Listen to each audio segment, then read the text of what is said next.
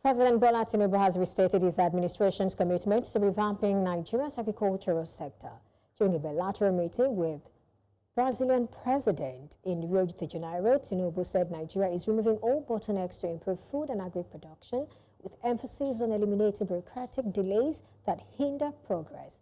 The discussion explored key areas of collaboration, including food security, livestock development, energy transition, and trade.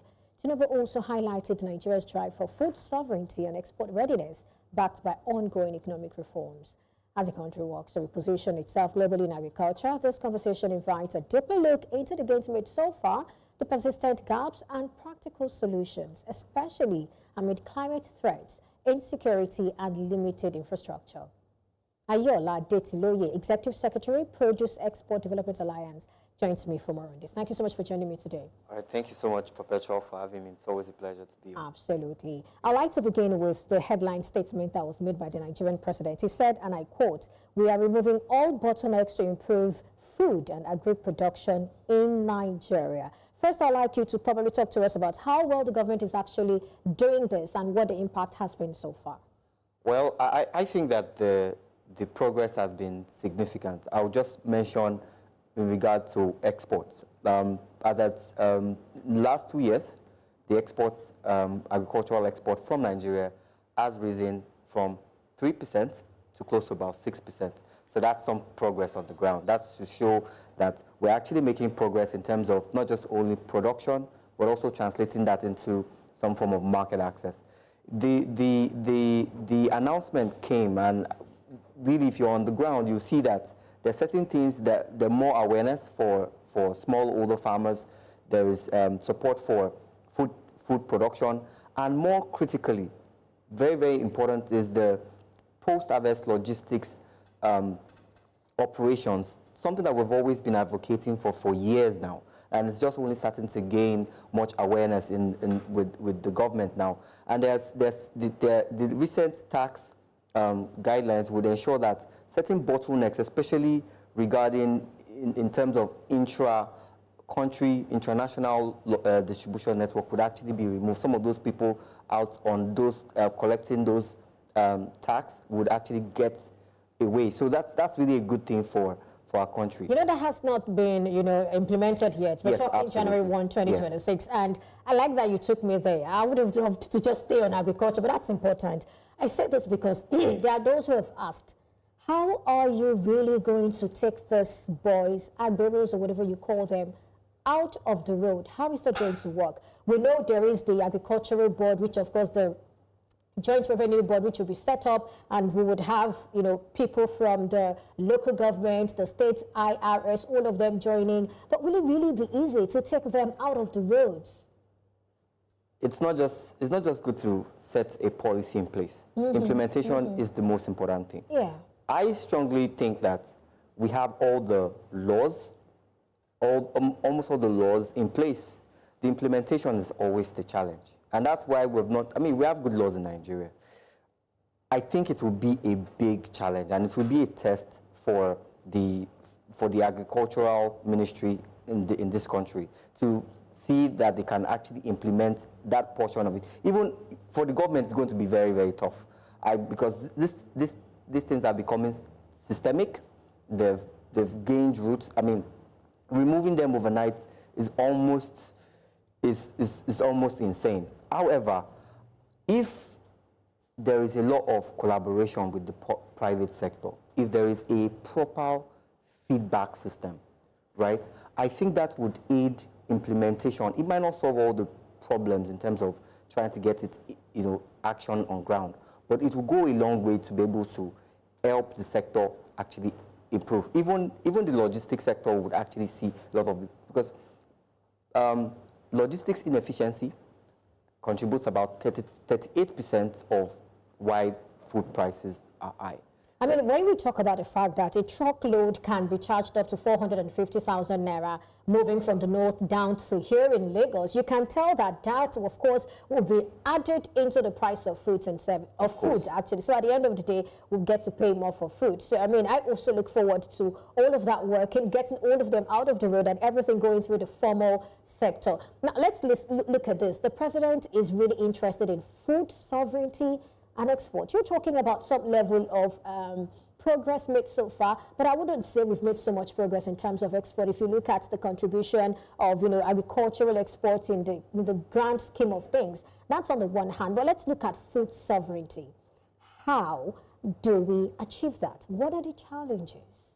Well, I like the term food sovereignty because this means that we're thinking beyond security. Security means that people have food, irrespective of wherever it comes from.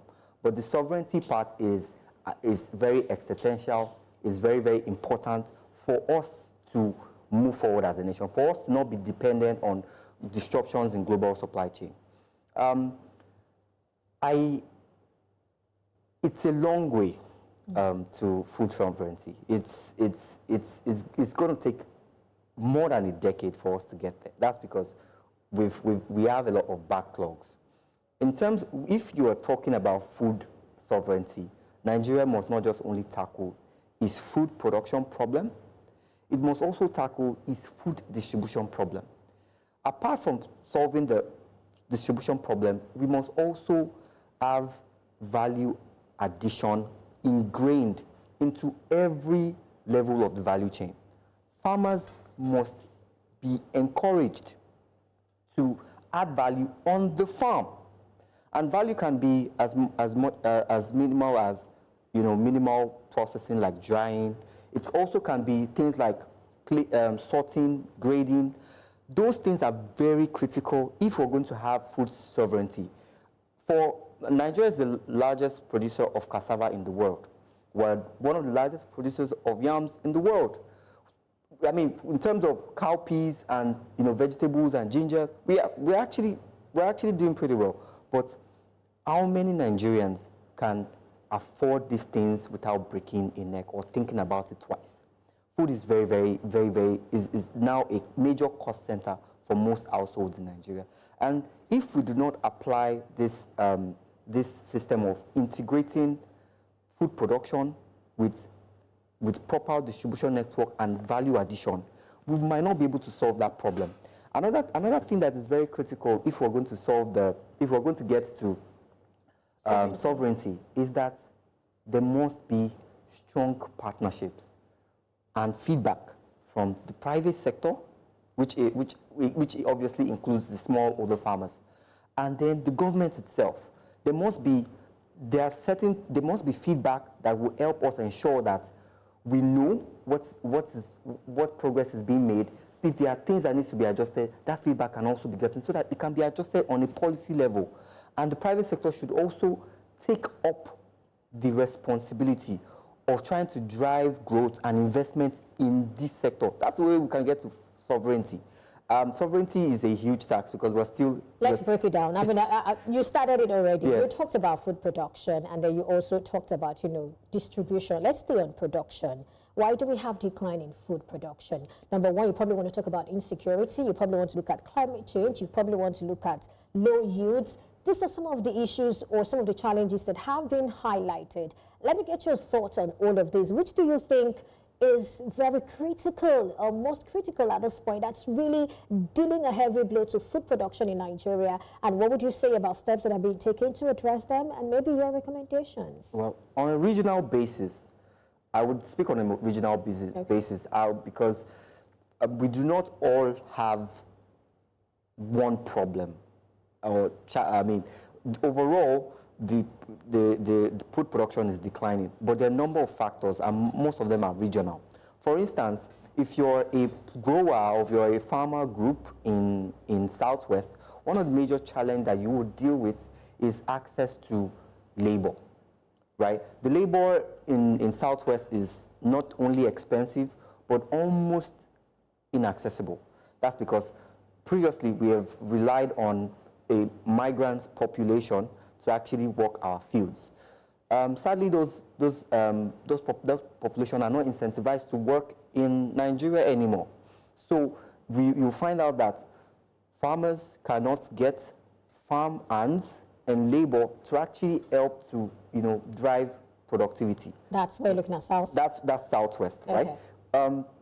when you look at northern Nigeria, particularly the bread basket, the middle belt production area, that's North Central region, you find out that there are challenges with insecurity. Absolutely. Insecurity has dealt a blow to the production capacity of the North Central, and this is really alarming, because I know farmers, I know large-scale farmers, growers, people that have production capacity of close to 1,000 hectares that are not willing to actually, because of the fear of would I be kidnapped for ransom, what is going to happen, all of those different things.